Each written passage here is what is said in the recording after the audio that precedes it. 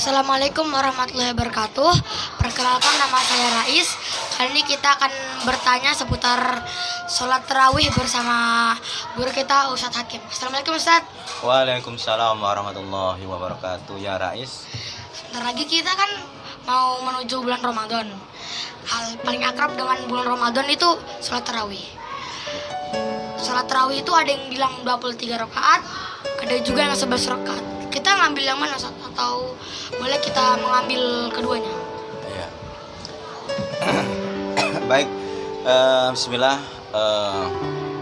Terlepas dari jumlah rakaat ya, ada yang 11 dan ada yang 23. Terlepas dari situ, ketika seseorang itu ditanya, itu dari keilmuan dia.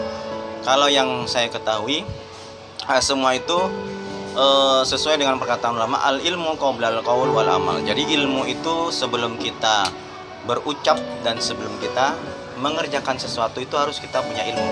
Nah, mengenai jumlah salat tarawih 11 dan 23 ya. Nah, ini sebetulnya kita di masyarakat khususnya umat muslim, kita tidak perlu memperdebatkan yang 11 maupun yang 23. Artinya begini, ketika kita ingin melaksanakan, monggo silahkan memakai yang 11, tidak apa-apa.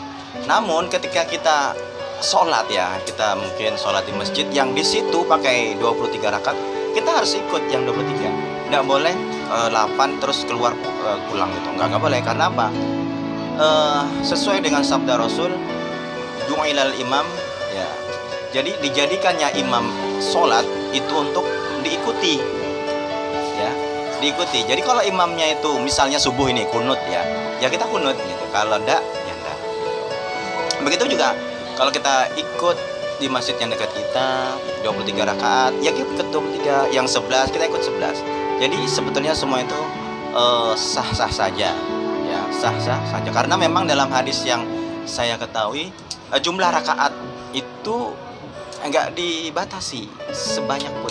Kalau sholat tarawih, kenapa sholat tarawih dinamakan? Karena sholatnya itu ada istirahat. Tarawih itu kan rohah, dari kata-kata rohaat, istirahat. Jadi istirahat 2, habis itu istirahat lagi 2, istirahat lagi. Nah itu namanya tarawih.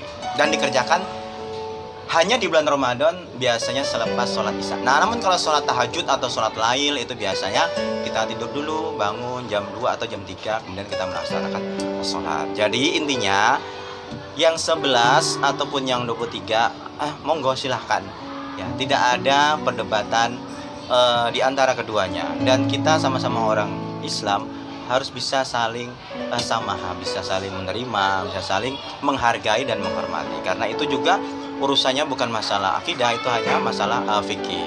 Kurang lebih seperti itu. Wallahu a'lam bishawab. Kalau misalnya untuk usia-usia yang rentan, misalnya kayak orang-orang yang sudah tua atau mungkin anak-anak yang masih kecil, itu gimana Ustaz? Kalau masalah sholat itu kan syaratnya kan salah satunya sudah balik. Jadi kalau belum balik ya nggak diwajibkan sholat. Adapun masalah kuat dan tidaknya seseorang itu dalam sholat, itu sudah pernah ada sebuah kisah ya di luar negeri seperti itu. Kenapa ada seorang Indonesia bertanya kepada seorang orang tua, kenapa Anda itu saya lihat sholat kok kuat sekali?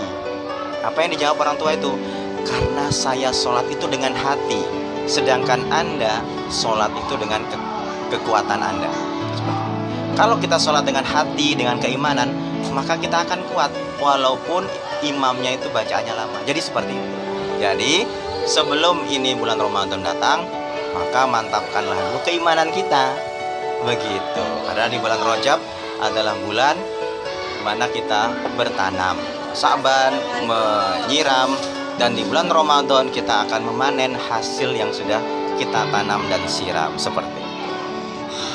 Saya waktu itu sempat lihat Ustaz di masjid dekat tempat tinggal saya juga Ustaz. Imamnya waktu itu sholat berapa rakaat ya? Saya lupa karena bulan Ramadan sudah lama juga tinggalin. Ada satu anak yang saya lihat, dia umurnya itu kelihatan 5 atau 6 tahun. Waktu itu usia saya 9 tahun. Saya lihat dia ikut orang tuanya juga ikut sholat tarawih. Saya tuh sempat kaget ngeliat kuat sekali anak ini. pada umur 5 tahun saya pada juga umur 5 tahun Ya. saat di masjid saya lupa misalnya. Itu sholat tarawih 23 rakaat. Saya yang baru setengah rakaat sudah Kebentaran. mau nyerah. Ya, itu banyak faktornya ya, banyak faktor. Faktor yang pertama adalah pembiasaan orang tua kepada anak. Bisa juga anaknya sering dibiasakan masjid, bisa. Faktor yang kedua, kenapa kok kita itu tidak kuat sholat itu mungkin karena buka puasa. Ya, bawa saya kebanyakan makan. Ya, buka puasa yang harusnya itu hanya sekedarnya kurma yang manis begitu. Namun setelah sholat maghrib biasanya kita makan lagi kan. Seharusnya kalau bisa jangan.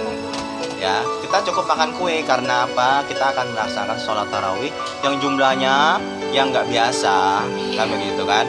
Jumlahnya nggak biasa, 11 ataupun 23. Jadi bagaimana mengantisipasinya? Yaitu kalau bisa jangan makan nasi, cukup makan kue dan niatkan untuk ibadah karena hanya sebulan kita nggak dapat lagi, kan begitu. Belum tentu tahun depan kita ketemu lagi, kan begitu, seperti itu. Jadi banyak faktor ya, banyak faktor bagaimana orang itu bisa kuat dalam sholat ataupun orang itu lemah dalam sholat, seperti itu. Tergantung keimanannya. Oke, wallahu a'lam bishawab.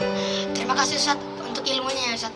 Kalau saya ada salah kata mohon dimaafkan, kurang lebih saya mohon maaf.